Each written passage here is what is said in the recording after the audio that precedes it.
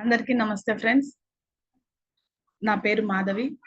బ్రహ్మర్షి పితామహ పత్రిజీ గారికి, వంశీ మాస్టర్ గారికి, ప్రవీణ మేడం గారికి నా ఆత్మ ప్రణామాలు. అలాగే కర్మ బుక్ రచయిత అయిన టార్కం గారికి నా ఆత్మ ప్రణామాలు. అలాగే ఈ జ్ఞానాన్ని వినడానికి వచ్చిన ఫ్రెండ్స్ అందరికీ కూడా కృతజ్ఞతలు. ఫ్రెండ్స్, మనం ఈరోజు సెకండ్ చాప్టరు కర్మ ఆ చాప్టర్ గురించి తెలుసుకోబోతున్నాం ఫ్రెండ్స్.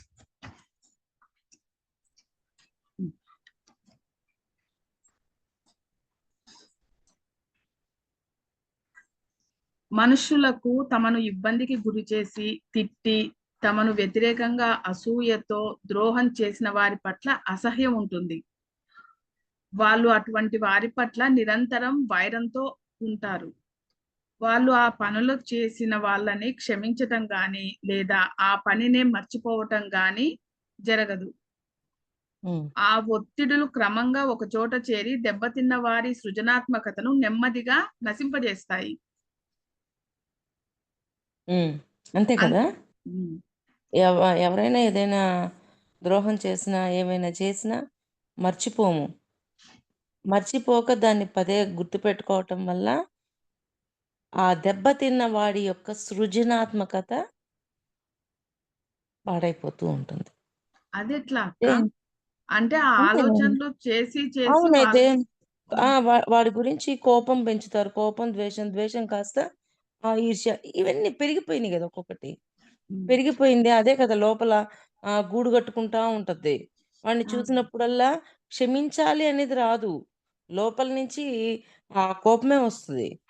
అందుకే మనల్ని బాధించిన వ్యక్తి మన ఎదురుగా వచ్చి నిలబడ్డప్పుడు ఒక్కసారి మీ లోపల యొక్క ఎమోషన్ ఫీల్‌ని అబ్జర్వ్ చేయండి. ఎలా ఉందో మీకు అర్థమవుతది.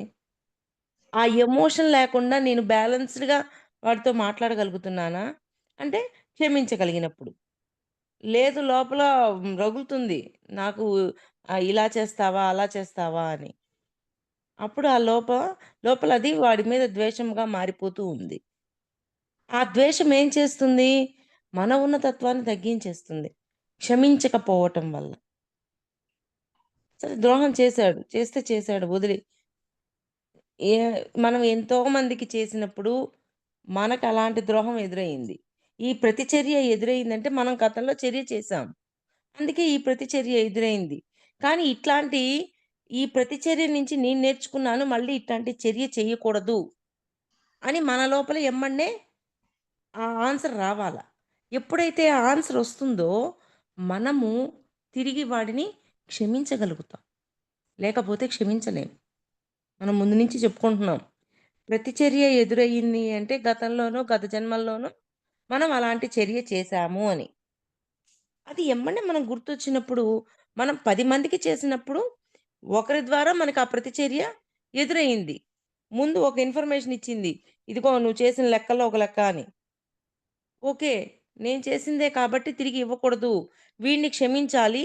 ప్లస్ నా యొక్క చర్యను గుర్తు చేసి నన్ను సరియైన మార్గంలో పెట్టడానికొచ్చిన వ్యక్తి అని ఇంకా కృతజ్ఞత చెప్పాలి. పాయింట్ అర్థం చేసుకోండి. గతంలో నేను ఏ చర్య అయితే చేశానో, ఆ చర్యకు ప్రతిచర్యగా నా ఎదుట వచ్చిన వ్యక్తి నాకిచ్చాడు. ఈ ప్రతిచర్యకి తిరిగి మరలా నేను ప్రతిచర్య చేస్తే అది కర్మ లెక్కలోకి వెళ్ళిపోతుంది. గతంలో చేసిన దాని యొక్క ఫలితం ఇంకా ఇంకా పెరిగిపోతుంది. కానీ నేను గతంలో చేసిన దాని వల్లే వచ్చింది అనే అవగాహనకొచ్చినప్పుడు వాడిని క్షమించగలగాలి. క్షమించి ఇంకా కృతజ్ఞత కూడా చెప్పాలి. ఎందుకని? నేను చేసిన చర్యను నాకు గుర్తు చేసి మరలా నేను అటువంటి రియాక్షన్స్ ఇవ్వకుండా నన్ను ఒక బ్యాలెన్స్ స్టేట్‌లోకి తీసుకొచ్చావు. ఆ పెయిన్ అర్థమయ్యేటట్టు చేశావు. నీకు కృతజ్ఞత అనేది కూడా చెప్పగలగాలి. అంతేకాదు జీవితంలో వివిధ రంగాలలో ఓటమి పాలు చేస్తాయి. వాళ్ళ ఆరోగ్యం దెబ్బతింటుంది. ఇతర వ్యక్తులతో వాళ్ళ సంబంధాలు క్రమంగా ప్రతికూలమైపోతాయి. అంటే ఎన్ని ఉన్నాయో చూడు ఒకదాని తర్వాత ఒకటి. మళ్ళీ ఒక్కసారి చదువు అది. ఒక చోట చేరి వాళ్ళు ఆ పనులు చేసిన వాళ్ళని క్షమించటం గాని లేదా ఆ పనినే మర్చిపోవటం కానీ జరగదు. ఆ ఒత్తిడులు క్రమంగా ఒక చోట చేరి దెబ్బతిన్న వారి సృజనాత్మకతను నెమ్మదిగా నశింపజేస్తాయి. అంతేకాదు జీవితంలో వివిధ రంగాలలో ఓటమి పాలు చేస్తాయి. వాళ్ళ ఆరోగ్యం దెబ్బతింటుంది. ఇతర వ్యక్తులతో వాళ్ళ సంబంధాలు క్రమంగా ప్రతికూలమైపోతాయి. ఆ ఒత్తిడి నుంచి విడుదల జరిగితే వారి మొత్తం జీవితం పునర్జీవింపబడి వాళ్ళ శ్రమ ఫలిస్తుంది. అది. లాస్ట్ లైన్ ఏందమ్మా? ఆ ఒత్తిడి నుండి హ్మ్. విడుదల జరిగితే గాని వారి జీవితం మొత్తం పునర్జీవింపబడి వాళ్ళ శ్రమ ఫలిస్తుంది. హుహు. అది. మరి చూడండి ఎంత ఉందో? దాన్ని ఎంతగా మార్చేయాలో మనం. క్షమించాలి అంటే ఎంత శక్తి కావాలి? అనుకుంటాం ఊరికే క్షమించేసామని. కానీ హృదయ లోతుల్లో నుంచి ఆ క్షమాపణ, క్షమించగలగడం అనేది చాలా గొప్పతనం అని. హ్మ్. ప్రతి వాళ్ళు కర్మ సిద్ధాంతం గురించి లోతుగా తెలుసుకొని తాను గతంలో ఈ జన్మలో గాని ఇతర జన్మలలో చేసిన చర్యల వలనే మనుష్యులు ఇప్పుడు తనతో ఈ విధంగా ప్రవర్తిస్తున్నారని అవగాహన చేసుకోవాలి. ఆయన ఇప్పుడే చెప్పేసాడు. నేను ముందు చెప్పున్నాను చెప్పేస్తున్నాను. అంటే కర్మ సిద్ధాంతం అతనిని గాయపరిచేటట్లు ఎదుటి వాళ్ళు సహనంతో వ్యవహరించారని లేదా అతనికి జ్ఞానం పొందడానికే సరియైన మార్గంలో నడవడానికి తోడ్పడతారని గ్రహించటం. అది. సరియైన మార్గంలో నడవటానికి తోడ్పడ్డారు అని ఉమ్. గ్రహించగలగాలి మనం. అప్పుడు మనము వాళ్ళకి కృతజ్ఞత చెప్తాం. మళ్ళీ నన్ను కొత్త దాంట్లో ఇరుక్కోనీయకుండా నన్నెంత ప్రొటెక్ట్ చేశావు. థాంక్స్ అని చెప్పుకుంటాం మనం. హ్మ్. అంతేకాక తనని ఇబ్బందికి గురి చేసి గాయపరిచిన వాళ్ళు కర్మ నియమపు ఆజ్ఞను పాటించవలసినట్లేనని, వాళ్ళు అతనిని ఎందుకు ఇబ్బందికి గురి చేసి గాయం చేశారో వారికి కూడా తెలియదని అనుకోవాలి. మళ్ళీ చదువు నిదానంగా. ఆ, అంతేకాక తనని ఇబ్బందికి గురి చేసి గాయపరిచిన వారు కర్మ నియమపు ఆజ్ఞను పాటించినట్లేనని, వాళ్ళు హ్మ్. అతనిని ఎందుకు ఇబ్బందికి గురి చేసి గాయం చేశారో వారికి కూడా తెలియదని అనుకోవాలి. అంటే వాళ్ళకి గూడా తెలీదు. ఉమ్. ఇబ్బంది చేసిన వాడికి కూడా తెలీదు ఎందుకు చేశాను. అది ఎందుకొచ్చింది? కర్మ నియమం ప్రకారం వచ్చింది. ఏది ఇస్తే అది పొందుతాం. ఈరోజు పొందిన వాడికి అవగాహన ఉంటది. ఇచ్చేవాడికి అవగాహన ఉండదు. ఎందుకిచ్చాను అనేది.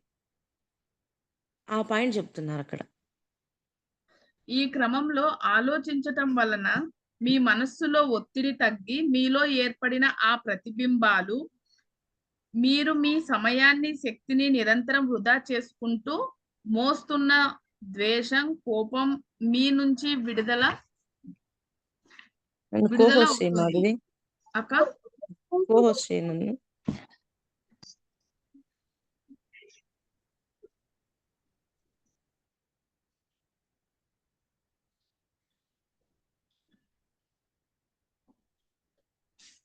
హ్మ్.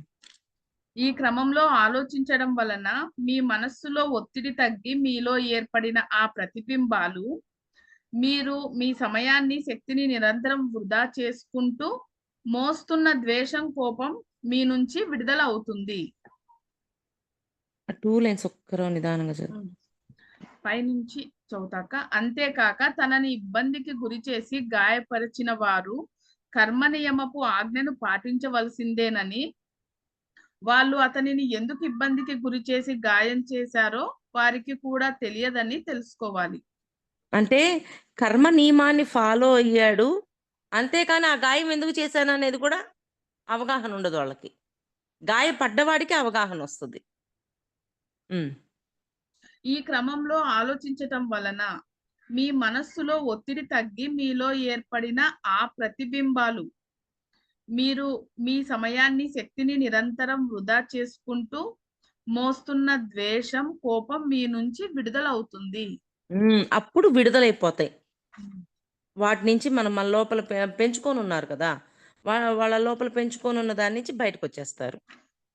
ఆ కర్మ సిద్ధాంతము ఆ చర్య, ప్రతిచర్య ఇవన్నీ అవగాహన అయినప్పుడు హ్మ్. వాడి లోపల ద్వేషం ఇవన్నీ కూడగట్టుకునే విధంగా చేసుకోడు. చేసుకోకుండా వాళ్ళ యొక్క సృజనాత్మకతను కోల్పోకుండా వాళ్ళని వాళ్ళు ప్రొటెక్ట్ చేసుకుంటారు. అంటే ఎవరిని వాళ్ళే ప్రొటెక్ట్ చేసుకోవాలి. సెల్ఫ్ చెకింగ్ తోటి. అది లేని రోజు ఎవరిని వాళ్ళు ప్రొటెక్ట్ చేసుకోలేరు. కనీసం మాస్టర్స్‌తో కనెక్ట్ అయ్యి వాళ్ళు వాళ్ళని క్వెషన్ చేసినా నాలో ఏం లోపం ఉంది అన్నా అదైనా చూపిస్తారు వాళ్ళు. అలా చూపించడం ద్వారా మన సెల్ఫ్ చెకింగ్ ద్వారా మనల్ని మనం సరిచేసుకుంటూ ముందుకెళ్తాం. లేకపోతే మనం వెళ్ళలేము. ఈ పాయింట్ ఒక్కటే ఆహ్, ఎవరైతే మనకి ఇబ్బంది గురి చేస్తున్నారో, ఆ ఇబ్బంది గురి చేసిన వ్యక్తి కర్మ నియమం ప్రకారమే ఇబ్బందికి గురి చేశాడు. వాళ్ళకి తెలీదు. ఎవరైతే ఇబ్బందికి గురి అయ్యారో వాళ్ళకే తెలుస్తది. వాళ్ళు ఈ విధానాన్ని అర్థం చేసుకున్నప్పుడు వాళ్ళ లోపల ఉన్న ఇబ్బంది గురి చేసిన వ్యక్తి మీద ఉన్న ద్వేషం ఇవన్నీ బయటికి విడుదల చేయగలుగుతారు. లేకపోతే విడుదల చెయ్యలేరు. నేను 10 మందికి ఇచ్చిన బాధ ఒకరి ద్వారా నాకెదురయ్యింది. ఈ ఒక్కరి ద్వారానే నేను మార్చుకోవాలి అని ఎప్పుడైతే మనం అనుకుంటామో అప్పుడు మారిపోతుంది లోపల. హ్మ్. కొత్త కర్మల్లో ఇరుక్కోకుండా పాత కర్మలని క్లియర్ చేసేయగలుగుతాం. హ్మ్. అంతేకాదు వాళ్ళ పట్ల వ్యతిరేకతతో ఉద్రిక్తత పొందిన మీ స్వీయ ప్రకృతి విషతుల్యంగా మారటం జరుగుతుంది. స్వీయ ప్రకృతి విషతుల్యంగా మారకుండా మారటం జరుగుతుంది. జరుగుతుంది. మీరు వర్తమానంలో కానీ, గతంలో కానీ ఏ విత్తనాలు నాటి ఉండకపోతే ఏమీ జరగదు. మీకు సంభవిస్తున్న విషయాలు ఎదురు దెబ్బల్లాగా ఉంటే మీరు విచారిస్తున్నవని విచారించాల్సిన పని లేదు. సారీ అక్క, ఇంకోసారి చదువుతా. మీరు వర్తమానంలో కానీ, గతంలో కానీ ఏ విత్తనాలు నాటి ఉండకపోతే ఏమీ జరగదు.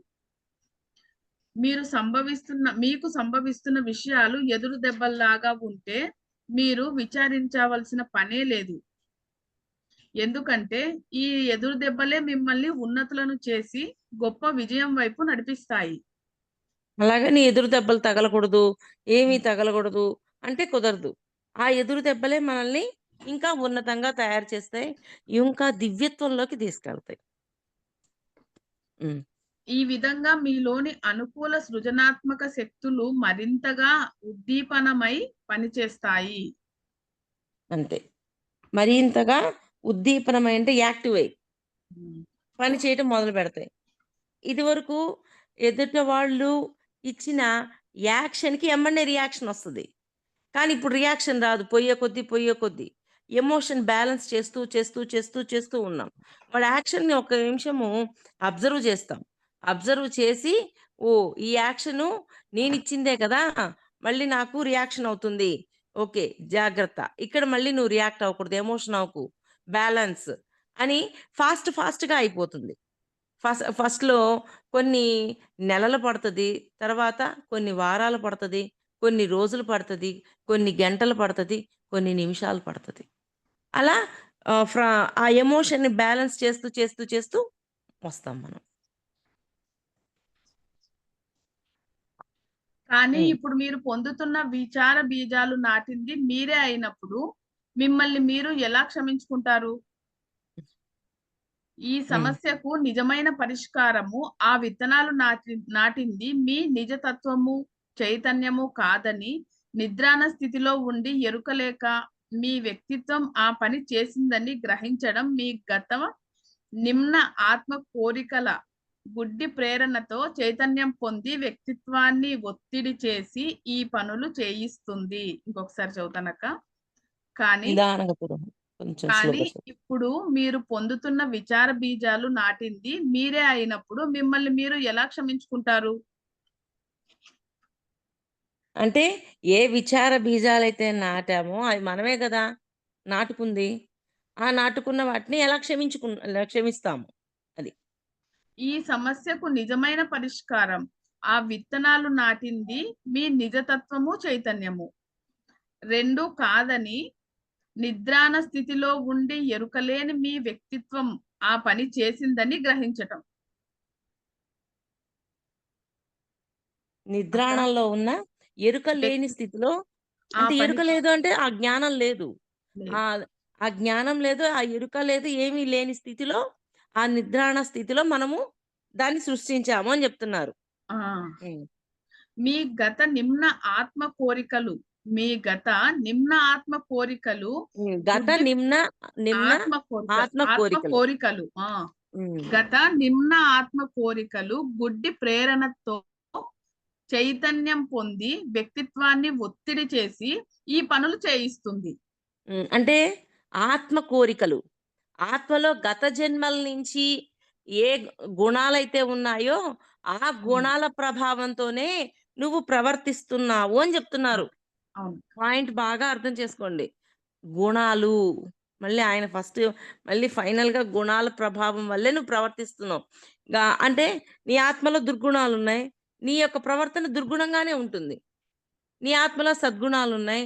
నీ యొక్క ప్రవర్తన సద్గుణాలుగానే ఉంటాయి. అది.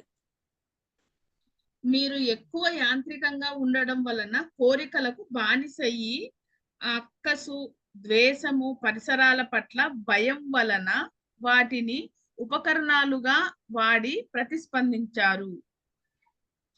ఏంటి? మళ్ళీ చదువుతాక ఈ పనులు చేస్తుంది.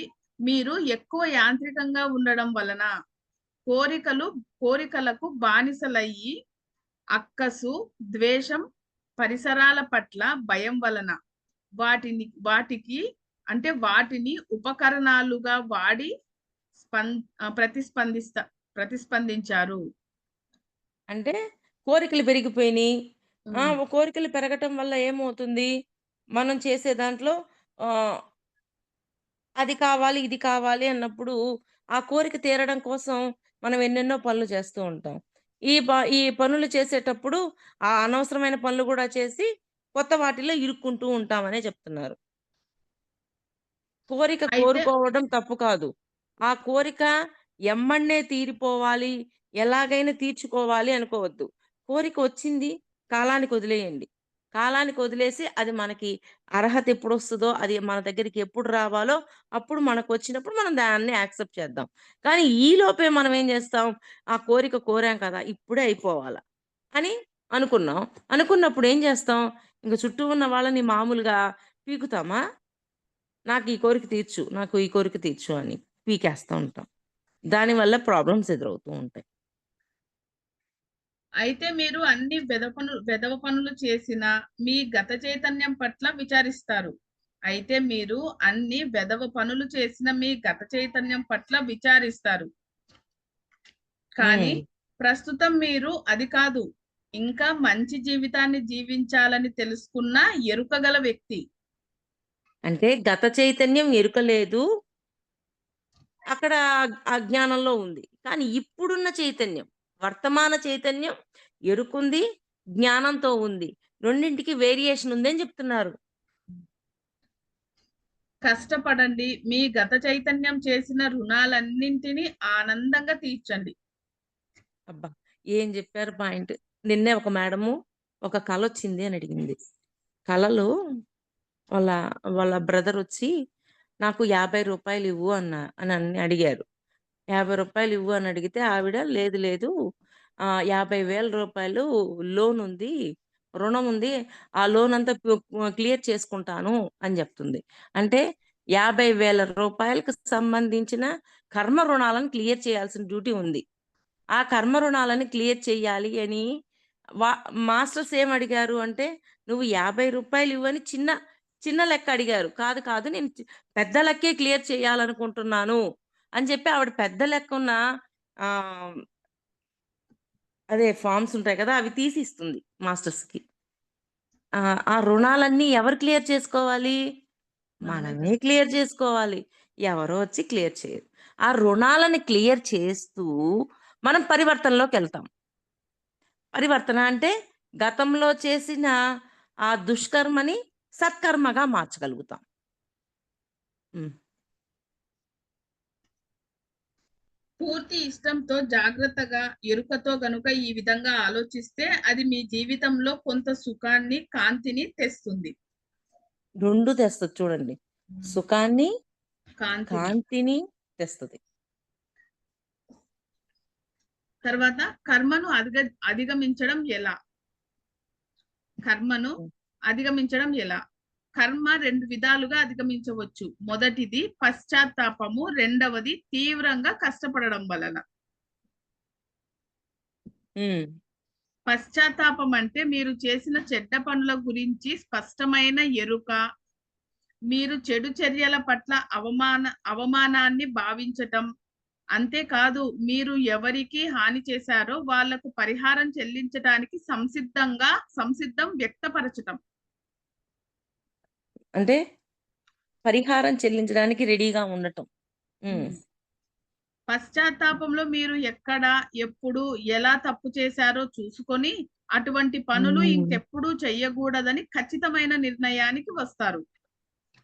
ఏమి నేను ఈ పుస్తకం చదవలేదు. ఏమీ లేదు. నేను చెప్పిన పాయింట్లే చెప్తున్నా. హ్మ్.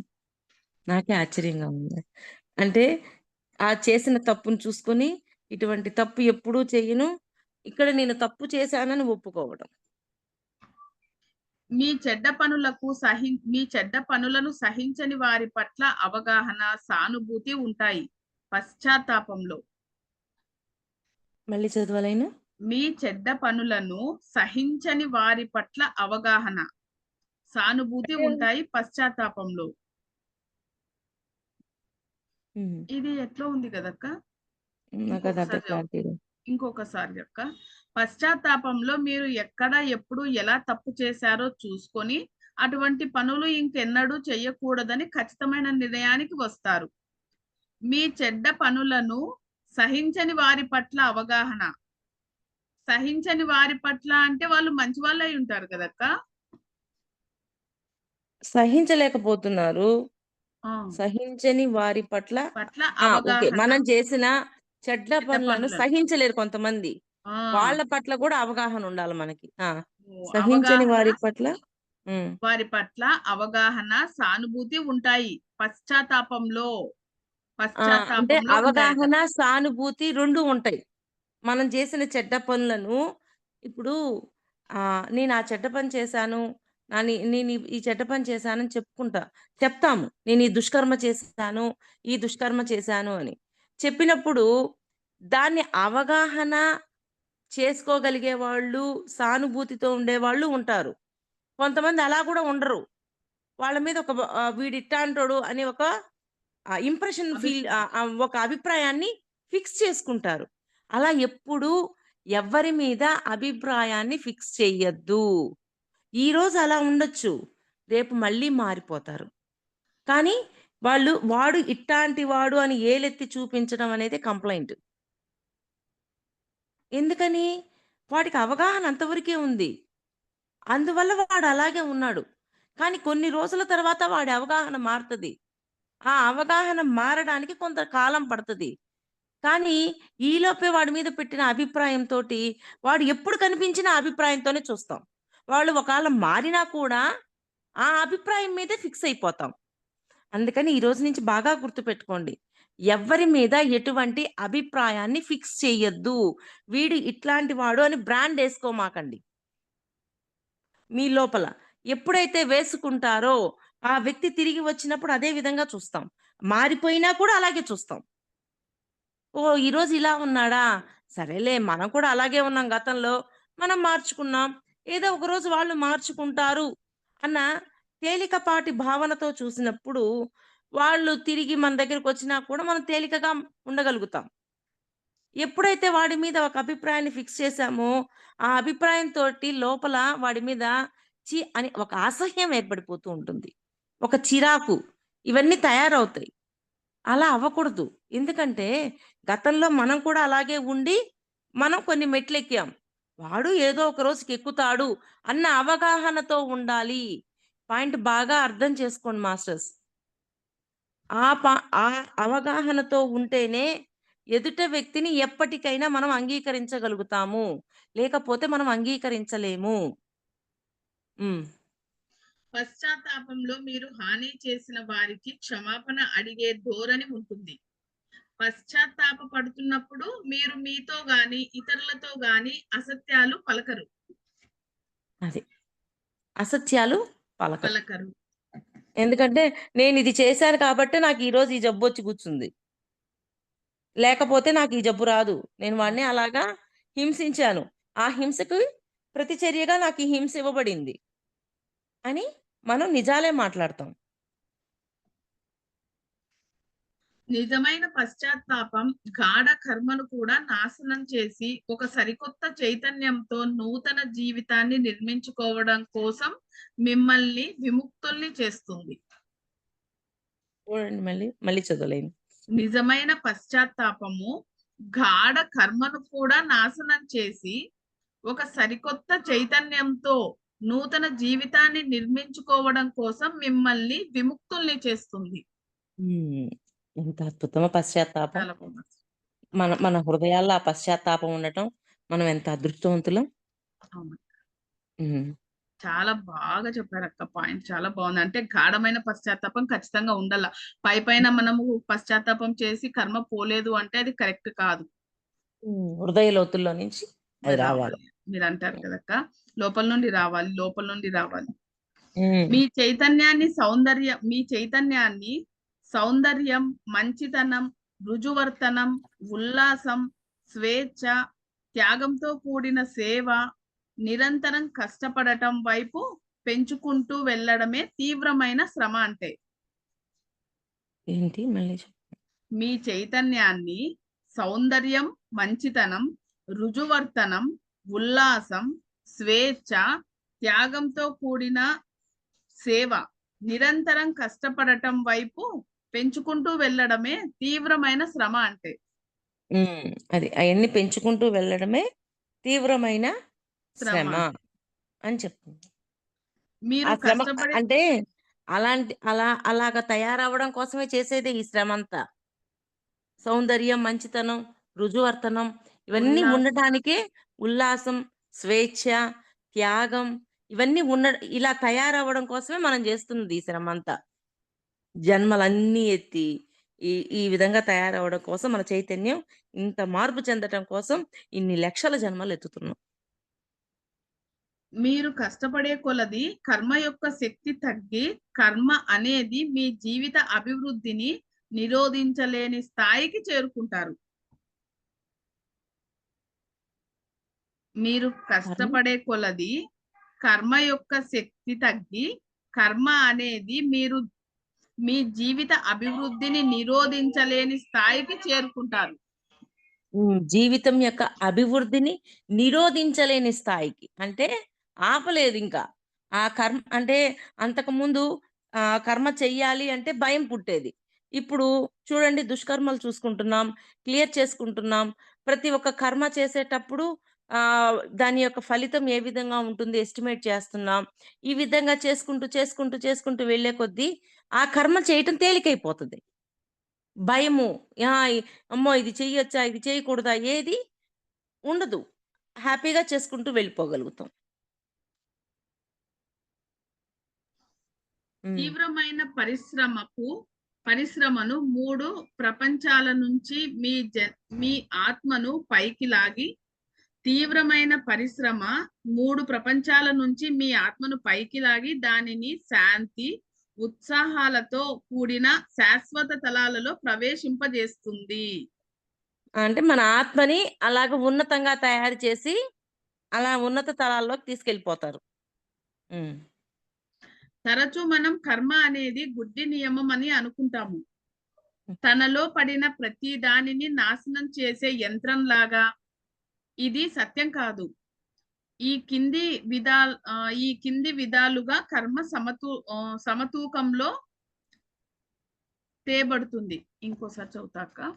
తరచూ మనం కర్మ అనేది గుడ్డి నియమం అనుకుంటాం. తనలో పడిన ప్రతి దానిని నాశనం చేసే యంత్రంలాగా.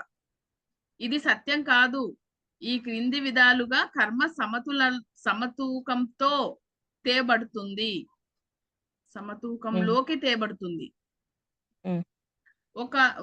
ఒకటి ఒక చర్య తెలుసుకోబడిన సందర్భంగా లేదా పరిస్థితులు. ఒక చర్య తెలుసుకోబడిన సందర్భం లేదా పరిస్థితులు. హ్మ్. రెండవది తెలుసుకుండా తేలి తెలియకుండానే ఈ చర్య జరిగిపోవడం. తెలియకుండానే ఆ చర్య జరగడం. 3 మొదటిది మొదటిది ఏంది? ఒక చర్య తెలుసుకోబడిన సందర్భం లేదా పరిస్థితులు. తెలుసుకోబడ్డ సందర్భము లేదా పరిస్థితులు మనకు తెలుసు. రెండవది తెలియకుండా జరిగిపోతది చర్య. మూడవది బలవంతంగా తెలుసుకోబడిన చర్య. వేరియేషన్స్. ఓకే. నాలుగవది చర్యను తప్పించుకోవడానికి గల అవకాశాలు. హ్మ్. ఐదవది గతంలోని చీకటి శక్తులు ఆ చర్యను ప్రేరేపించటం వలన. హ్మ్. ఆరవది చర్య ఫలితాన్ని దురవగాహన చేసుకోవడం. చర్య ఫలితాన్ని. తర్వాత యాంత్రికమైన లేదా అచేతనమైన చర్య. తర్వాత నమోదు చేయబడిన చర్యలు పలుమార్లు చేయడం. ఇవి అక్క. ఒక్కొక్కటి వివరించారా? లేదక్క, ఊకే చెప్తూ పోయారు. మళ్ళీ చదువుతాక ఇంకొకసారి. తరచూ మనం కర్మ అనేది గుడ్డి నియమం అనుకుంటాము. తనలో పడిన ప్రతి దానిని నాశనం చేసే యంత్రం లాగా. అంటే కర్మను గుడ్డి నియమం అనుకుంటామా అక్క? అది నాశనం చేస్తుంది మనల్ని అని. అంటే కర్మ అనగానే ఒక భయం సృష్టించబడింది. ఓ ఆ భయం ఒక వల్ల యంత్రం లాగా. ఇది మనల్ని నాశనం చేస్తది. కర్మ అంటే పని. కానీ పని. కర్మ అనే పదాన్ని ఒక భయంగా సృష్టించబడింది. ఆ, అదేదో ఏ- అది అందుకని. ఏదన్నా భయం వచ్చినప్పుడు ఇదో నా కర్మ అని తల కొట్టుకుంటుంటాం కదా, ఆ! అలాగక్కరా. అలాగా ఒక భయాన్ని సృష్టించేసింది. ఆ ఇది సత్యం కాదు అంటున్నారు ఆయన. ఇది సత్యం అది కాదు. అది సత్యం కాదు అని ఉమ్. ఆయన క్లారిటీలు ఇస్తున్నారు కింద ఆ ఈ పాయింట్స్ కింది ద్వారా. విధాలుగా కర్మ సమతూకంలోకి తేబడుతుంది. ఈ కింది విధాలుగా కర్మ సమతూకంలోకి తేబడుతుంది అంటక్క. ఉమ్, ఒక చర్య తీసుకోబడిన సందర్భం లేదా పరిస్థితులు. ఉమ్. రెండవది తెలియకుండానే ఆ చర్య జరగడం. చర్య అంటే పని అంటారా? ఆ పని జరిగిపోవడం తెలియకుండానే జరిగిపోతుంది. అవును, ఒక్కొక్కసారి మనకు తెలియకుండానే మనం ప్రవర్తిస్తుంటాం కదా, ఎరుక ఆ కోల్పోయి. ఉమ్, పోయి బలవంతంగా తీసుకోబడిన చర్య. అక్కడ చేయాల్సిన పని లేదు కానీ బలవంతంగా చేస్తాం. చేస్తాం. చర్యను తప్పించుకోవడానికి గల అవకాశాలు. ఒక్కొక్కసారి ఆ చర్యని నుంచి అంటే అక్కడి నుంచి ఎట్టాగైనా తప్పించుకోవాలి అని చెప్పి తప్పించుకుంటాం. నాకు సంబంధం లేదు ఇక్కడ, ఈ చర్య నుంచి నేను ఎదుర్కోవాల్సిన అవసరం లేదని తప్పించుకోవచ్చు. గతంలోని చీకటి శక్తులు ఆ చర్యను ప్రేరేపించటం వలన. అంటే మనమే గతంలో తెలియకుండా. ఉన్న చీకటి శక్తులు. అంటే ఆ టైంలో ఉన్న వాళ్ళు కొంతమంది మనల్ని మళ్ళీ ఆ చర్యని మన లోపల మళ్ళీ తిరిగి వచ్చే విధంగా చెప్తూ ఉంటారు. అంటే ఇప్పుడు మన ద్వారా బాధించబడ్డ వాళ్ళున్నారు. ఆ టైంలో ఉన్న వాళ్ళైనా సరే, ఇంకేదైనా సరే, మళ్ళీ తిరిగి దాన్ని గుర్తు చేస్తూ ఉంటారు. చర్య ఫలితాన్ని దురవగాహన చేసుకోవడం. సరిగా అవగాహన చేసుకోలేకపోవటం. ఇప్పుడు యాంత్రికమైన లేదా అతని యొక్క ఇప్పుడు ఇందాక మనం చెప్పుకున్నాం. ఎదుటవాడు మనల్ని ఇబ్బంది పెట్టాడు అంటే, బాధ పెట్టాడు అంటే, నేనిచ్చిన బాధ వల్లే నాకు తిరిగి వీడి ద్వారా వచ్చింది అన్న అవగాహన చేసుకున్నప్పుడు మన నుంచి రియాక్షన్ లేదు. ఆ అవగాహనే లేనోడు ఎట్టుంటాడు? "ఏరా నువ్వు నన్నంటావంటే" యాక్షన్‌కి రియాక్షన్, రియాక్షన్‌కి రియాక్షన్. అయిపోయాయి అక్కడ పెద్ద యుద్ధం. హ్మ్. యాంత్రికమైన లేదా అచేతనమైన చర్య. నమోదు అట్లా. చేయబడిన చర్యలు పలుమార్లు చేయడము. ఈ అంటే విధానాలన్నీ నమోదు చేయబడినవి అంటే ఆల్రెడీ అవి చేయకూడదని తెలుసుకొని మనం అనుకుంటూనే ఉంటాం. కానీ మళ్ళీ చేస్తూనే ఉంటాం. హ్మ్. ఈ విధానాలన్నీ భౌతిక, ప్రాణమయ, మానసిక తలాలన్నింటిలోనూ కర్మను అనుసంధించడంలో చాలా ఆధునికమైన గణన యంత్రంలో ఇను అనుసరించబడతాయి. అనుసరించబడతాయి. ఈ విధానాలన్నీ భౌతిక, ప్రాణమయ, మానసిక తలాలన్నింటిలోనూ కర్మను అనుసంధించడంలో చాలా ఆధునికమైన గణన యంత్రంలో అనుసరించబడతాయి. అంటే భౌతిక, ప్రాణమయ, మానసిక. అంటే భౌతికంలో జరిగింది, ఇంకా లోపలికి మనస్సు దాకా తీసుకెళ్ళి దాన్ని గణిత అంటే లెక్కల్లో కర్మ చిట్టాల్లోకి తీసుకెళ్ళిపోతాం. ఎక్కడి దాకా తీసుకెళ్తున్నామో చూడండి. భౌతికంగా జరిగిన ఒక ఎమోషన్‌ని ఎంత ఎంత దూరం తీసుకెళ్తున్నామనేది గమనించుకోవాల. ఆ ఎమోషన్ యొక్క ఉద్దేశ్యం ఏంటో గమనించాల. అది గమనించుకుంటూ మనము సెల్ఫ్ చెకింగ్ ద్వారా ముందుకెళ్ళాల. ఐహిక నియమం ఖండించే ఐహిక నియమం ఖండించే చాలా చర్యలను పైన చెప్పిన కారణాల స్వభావం వల్ల కర్మ సిద్ధాంతం భరిస్తుంది. హ్మ్. మనిషి తయారు చేసిన నియమాలు తప్పనిసరిగా కర్మ నియమాలలో భాగమై ఉండవలసిన అవసరం లేదు. మళ్ళీ చదువు. ఐహిక నియమం ఖండించే చాలా చర్యలను పైన చెప్పిన కారణాల స్వభావం వల్ల కర్మ సిద్ధాంతం భరిస్తుంది. ఐహిక నియమం హ్మ్. అంటే ఏందక్క? అదే నాకు క్లారిటీ రాలే ఇంకా. మళ్ళీ ఇంకోసారి అక్క. ఐహిక నియమం ఖండించే హ్మ్. చాలా చర్యలను పైన చెప్పిన కారణాల స్వభావం వల్ల కర్మ సిద్ధాంతం భరిస్తుంది. మనిషి హ్మ్. తయారు చేసిన నియమాలు తప్పనిసరిగా కర్మ నియమాలలో భాగమై ఉండనవసరం లేదు. మనిషి తయారు చేసిన నియమాలు. కర్మ నియమాలలో భాగమై ఉంటాయి అని అనుకోవాల్సిన అవసరం లేదు. కొత్త కొత్తయి అవసరం లేదు. సృష్టిస్తున్నారు గదా! హ్మ్. అదే అక్క. తర్వాత ఇక్కడ ఇంకో చమత్కారమైన నియమం ఉంది. తరచుగా మనుష్యులు తమ స్వేచ్ఛ, ఇచ్చకు వ్యతిరేకంగా కుటుంబం, సమూహం, దేశపు చర్యలలో బలవంతంగా పాలు పంచుకోవాల్సి వస్తుంది. హ్మ్. కర్మ ఆ సమస్య పట్ల కూడా జాగ్రత్త వహిస్తుంది. కర్మ న్యాయ సిద్ధాంతం మీద ఆధారపడి పనిచేయదు కానీ రుజువర్తనం మీద ఆధారపడి పనిచేస్తుంది. కర్మ న్యాయ సిద్ధాంతం మీద ఆధారపడి పనిచేయదు కానీ రుజువర్తనం మీద ఆధారపడి పనిచేస్తుందంటక్క. ఓకే. హ్మ్. అంటే అంటే ఏదిస్తే అది పొందుతామన్న కోణం. అంటే వాళ్ళ స్వేచ్ఛ, ఇచ్చలో కానీ అంతరంగంలో అంటే గాని ఇప్పుడు లేని న్యాయశాస్త్రంలో మనం రుజువులు, సాక్ష్యాలు తెస్తే అక్కడ దాన్ని బట్టి జడ్జిమెంట్ ఉంటది. కానీ ఇక్కడికొచ్చేసరికి ఏంటి? ఏది ఇస్తే అది పొందుతున్నాం. అంటే ఈరోజు ఈ ప్రతిచర్య పొందాము అంటే గతంలో మనం ఇటువంటి చర్య ఇచ్చాము అని. ఇస్తేనే వస్తుందిక్కడ. న్యాయశాస్త్రంలో అక్కడ పరిస్థితులు భౌతికంగా ఉన్న ఈ పరిస్థితుల్ని బట్టి అక్కడ ఆహ్, పరిస్థితిని మార్చేయొచ్చు. అంటే ఎలాగైనా సృష్టించొచ్చు. దోషిని నిర్దోషించేయొచ్చు. నిర్దోషిని దోషిని జేస్తరు. అంటే అటువంటివి తీసుకొచ్చి న్యాయశాస్త్రంలో చూపించటం వల్ల అలా జరగొచ్చు. కానీ ఇక్కడ మాత్రం రిఫ్లెక్ట్ అయ్యి ఒస్తుంది. యాక్షన్‌కి రియాక్షన్ అని చెప్తున్నారు. మాధవి చాలులే మాధవి. అక్క 2 లైన్‌లు ఉన్నాయక్క. హ్మ్.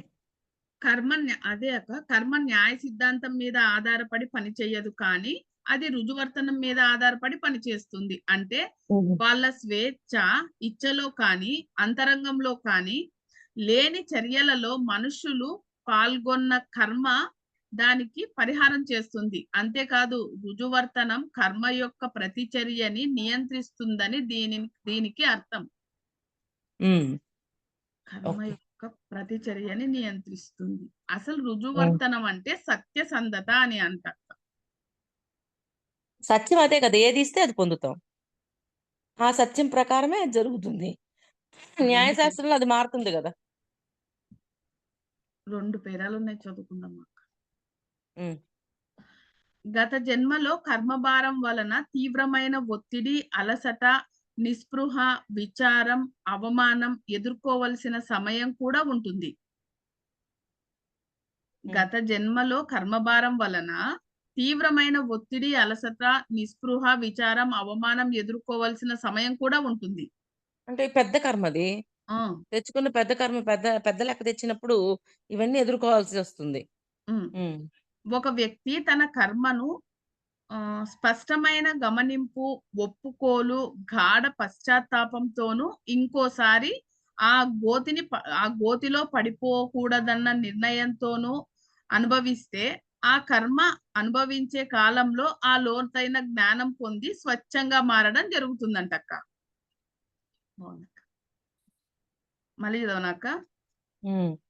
ఒక వ్యక్తి తన కర్మను స్పష్టమైన గమనింపు, ఒప్పుకోలు, గాఢ పశ్చాత్తాపంతోనూ ఇంకోసారి ఆ గోతిలో పడిపోకూడదన్న నిర్ణయంతోనూ అనుభవిస్తే, ఆ కర్మ అనుభవించే కాలంలో ఆ లోతైన జ్ఞానం పొంది స్వచ్ఛంగా మారడం జరుగుతుంది.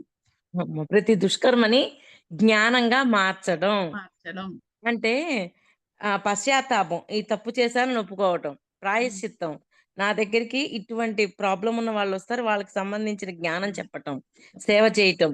ఇవన్నీ చేస్తే మరలా తిరిగి ఆ గోతిలో పడకుండా వాళ్ళని వాళ్ళు జ్ఞానంతో కాపాడుకుంటారు అని చెప్తున్నారు. హ్మ్. అబ్బబ్బబ్బా! హ్మ్. కర్మ వివిధ తలాల్లో తారసిల్లుతుంది. భౌతిక, సూక్ష్మ, మానసిక అంతేకాక ఒక్కోసారి ఈ 3 తలాల్లోనూ ఒకేసారి తారసిల్లుతుందంటక్క. దాంతో ఆ వ్యక్తి లోపల అగ్నిగుండం సృష్టించబడుతుంది. మళ్ళీ చదువు. కర్మ వివిధ తలాల్లో తారసిల్లుతుంది. వివిధ తలాలు అంటే భౌతిక తలం. తలాలు మానసిక. అంటే ఇవే అక్క. ఓకే అక్క. హ్మ్. భౌతిక తలం, మానసిక తలం. హ్మ్. భావన. హ్మ్. భావనమయ. హ్మ్. కర్మ వివిధ తలాల్లో తారసిల్లుతుంది. భౌతిక, సూక్ష్మ, మానసిక అంతేకాదు ఒక్కోసారి ఈ 3 తలాల్లోనూ ఒకేసారి తారసిస్తుందంటక్క. ఒకేసారి. అవును. ఒకేసారి వెళ్ళిపోతుంది. హ్మ్. ఒకేసారి అంటే టైమ్ గ్యాప్ తీసుకోవచ్చు. ఒకేసారి ఎళ్ళిపోవచ్చు. అంటే భౌతికంలో వాళ్ళు మనల పట్ల కోపంగా ప్రవర్తించినప్పుడు ఇక్కడ భౌతికంలో మౌనంగున్నాం. కానీ మన కలలో ఏం చేస్తున్నాం? తిరిగి రియాక్ట్ అవుతున్నాం. రియాక్ట్ అయ్యి వాడి మీద విపరీతమైన కోపాన్ని చూపిస్తున్నాం. అది. దాంతో ఆ వ్యక్తి లోపల అగ్నిగుండం సృష్టించబడుతుంది. ఆ! అది. అగ్నిగుండం సృష్టించబడతది. సృష్టించబడాలా? వద్దా? అనేది మన చేతుల్లో ఉంది. కానీ హ్మ్. 3 తలాల్లోనూ ఒకేసారి చేయొచ్చు. జ్ఞానంతోటి మార్చేయొచ్చు 3 తలాల్లో. ఇక్కడ బయట ఎమోషన్ భౌతికంగా చూపించారు. ఈ ఎమోషన్‌ని జ్ఞానంగా మార్చేసామనుకోండి, ఈరోజు నాకు ఎదురయిందంటే నాకు గతంలో చేసింది. దీన్ని తిరిగి నేను ఎవరికీ ఇవ్వకూడదు. ఈ బాధని అని అనుకోని అక్కడ మార్చేసామనుకోండి, ఇంకా పై తలాల్లోకి వెళ్ళిపోదు సూక్ష్మ దాంట్లోకి. లేదనుకోండి మానసిక, సూక్ష్మ తలాల్లోకి కూడా అది ఎళ్ళిపోతుంది. మనం రోజు కలల్లో చూసుకునేది అదే అమ్మా. భౌతిక తలంలో కోపమొచ్చింది, అరిచాడు. ఇక్కడ బానే మౌనంగున్నాము. మన మనస్సులో ఎలా ఉంది ఆ క్షణంలో గమనిస్తాము. కలల ద్వారా మనం దానికి ఎలా రియాక్ట్ అవుతున్నామో గమనిస్తున్నాము. అంటే మూడింటిలోనూ ఒకే బ్యాలెన్స్ స్టేట్ ఉందా లేదా అనేది గమనించుకోవాలి. భౌతిక, మానసిక, సూక్ష్మ తలాల్లో. అటువంటి సమయాల్లో ఆత్మ తన కాలుష్యంలో మునిగిపోయి స్వీయ తత్వాన్ని వెతుక్కోవటం లేదా ఎదుర్కోవటం చేసేటప్పుడు ఒక స్త్రీ లేదా పురుషుణ్ణి అంతర్యుద్ధం లేదా స్వచ్ఛపరచడం జరిగేటప్పుడు ఒంటరిగా వదిలివేయాలి. మళ్ళీ చదువు. ఒక స్త్రీ. అటువంటి సమయాల్లో ఎటువంటి సమయాల్లో అంటే పైన ఒకే తలంలో 3 జరుగుతున్నప్పుడు ఆ వ్యక్తి లోపల అగ్నిగుండం సృష్టించబడుతుంది కదక్క.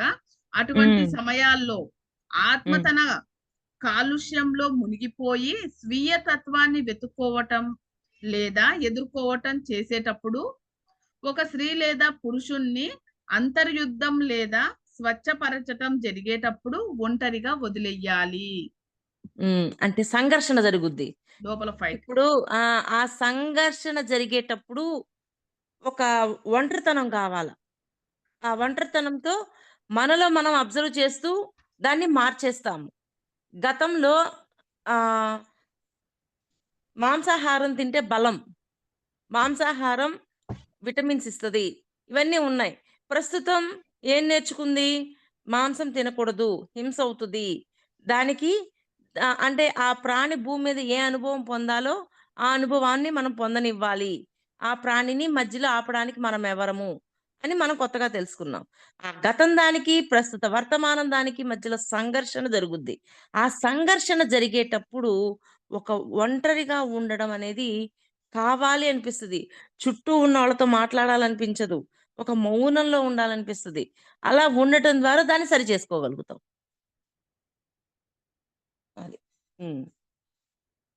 అయిపోయిందా? హ్మ్. రికార్డింగ్ ఆప్.